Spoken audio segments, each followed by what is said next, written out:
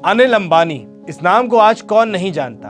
एक टाइम पे ये विश्व के छठे नंबर के सबसे अमीर शख्स थे। तो आइए जानते हैं आज कि कैसे एक इतने रईस आदमी ने लास्ट ईयर अपनी पूरी नेटवर्थ को जीरो बता दिया। जी हाँ, शून्य। कैसे इंडिया के इतने बड़े बिजनेसमैन का बेटा अरबपति से रोडपति बन गया। तो चलिए शुरू करते हैं। 6 जुलाई 2002 ये वो तारीख थी जिसने रिलायंस ग्रुप का भविष्य बदल के रख दिया।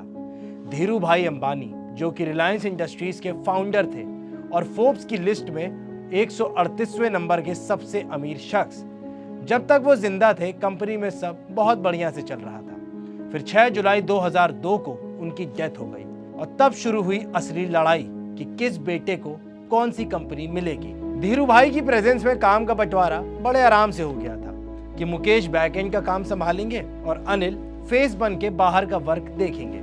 गाड़ी बढ़िया चल रही थी, लेकिन धीरू भाई की डेथ के बाद दोनों भाइयों में डिफरेंस आने लगे। दोनों की विचारधारा अलग हो गई थी। फिर इनकी मां कोकिला बैन ने बिजनेस को डिवाइड करा। डिवीजन ऐसे हुआ कि जितनी भी कंपनीज ओल्ड इकोनॉमी से जुड़ी थी, लाइक रिलायंस इंडस्ट्रीज, पेट्रोकेमिकल्स और रिलायंस इंडस्ट्रीज इंफ्रास्ट्रक्चर, वो मिलेंगी मुकेश अंबानी को, क्योंकि वो बिजनेस का पूरा बैकएंड जानते थे और उन्होंने इन कंपनियों को बनाने में बहुत मेहनत करी थी। और जो ऐसी कंपनीज हैं जिनका आने वाला फ्यूचर बहुत ब्राइट है, जैसे रिलायंस कम्युनिकेशंस, पावर, ये मिलेंगी अनिल अंबानी को। अब दोनों भाइयों में एक कॉन्ट्रैक्ट हो गया कि 10 साल तक एक दूसरे के बिजनेस में कोई इंटरफेरेंस नहीं होगा। अब यहां से अनिल का गोल्डन पीरियड शुरू हो गया।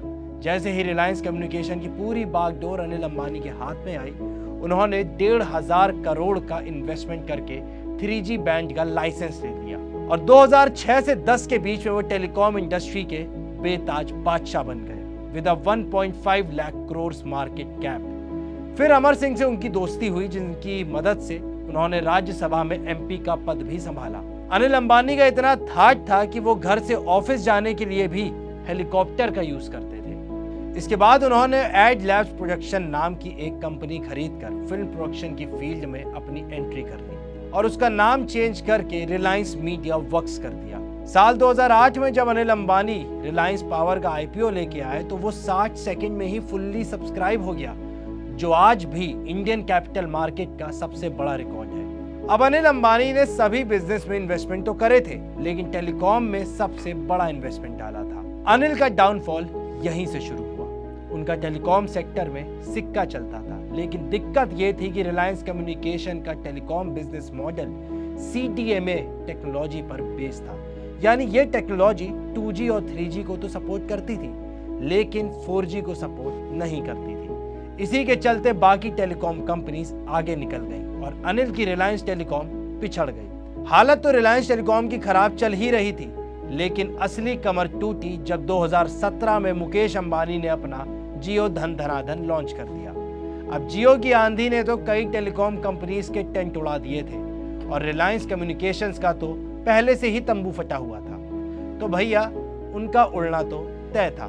मतलब आप सोच के, जिस कंपनी की वैल्यूएशन एक टाइम पे 1,65,000 करोड़ थी, वो अब शून्य हो गई थी और वो जल्द बैंक करप्ट होने वाली कंपनियों की लिस्ट में जुड़ने वाली थी। और ये अकेली वजह नहीं थी। इसके बाद दूसरा बड़ा झटका अनिल को ये लगा कि जब एग्रीमेंट हुआ था दोनों भाइयों के बीच बंटवारे का, तब एक बात लिखी गई थी कि मार्केट रेट से आधे दाम पर मुकेश अंबानी अनिल अंबानी को गैस सप्लाई करेंगे। और उस टाइम जो रेट तय करा गया था वो था $2.34। और इस रेट पे अनिल को जब गैस मिलेगी तो प्रॉफिट ही प्रॉफिट। कुछ टाइम बाद बाजार की महंगाई को देखते हुए मुकेश अंबानी ने रेट को बढ़ाकर कर दिया $4.24, लगभग डबल। बस तभी से पड़ गई थी रिश्तों में दरार, क्योंकि भाई सस्ती गैस मिल रही थी और अनिल ने बड़े बड़े पावर प्लांट खरीद कर अपना काम शुरू कर दिया था। और गैस का प्राइस जब डबल हो गया तो प्रॉफिट भी खत्म हो गया था। बस अब ये लड़ाई पहुंच गई थी कोर्ट तक और कोर्ट ने भी मुकेश अंबानी के फेवर में फैसला सुना दिया। अब जब दिक्कतों के दरवाजे खुलते हैं तो भाई एक दिक्कत थोड़ी आती है, तब तो दिक्कतों का पूरी बारात आनी शुरू हो जाती है।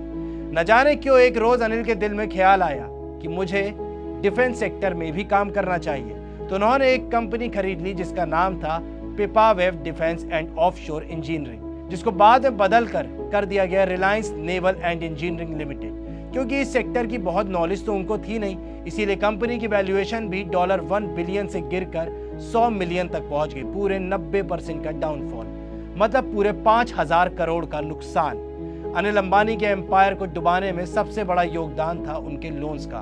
रिलायंस कम्युनिकेशन के लिए उन्होंने बहुत सारे लोन्स लिए थे, जो कि कुल मिलाकर $7 बिलियन यानी 50,000 से 60,000 करोड़ तक के लोन थे।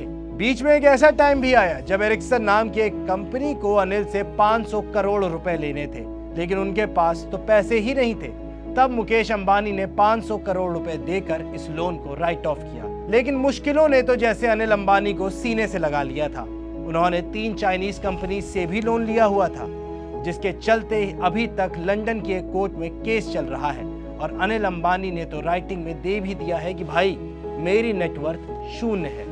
तो अब सवाल ये उठता है कि अगर नेटवर्थ 0 है तो मुंबई में इतना आलीशान घर जिसमें वो रहते हैं वो किसका है? इतनी सारी गाड़ियां जो इनके कलेक्शन में है वो किसकी हैं? और तो और प्राइवेट जेट वो कौन ओन करता है? खैर, इन सारे सवालों के जवाब अगर आपके पास है तो नीचे कमेंट बॉक्स में जरूर बताएं। और ऐसी तमाम वीडियोस के लिए पैसा लाइव को सब्सक्राइब करना बिल्कुल मत भूलिएगा।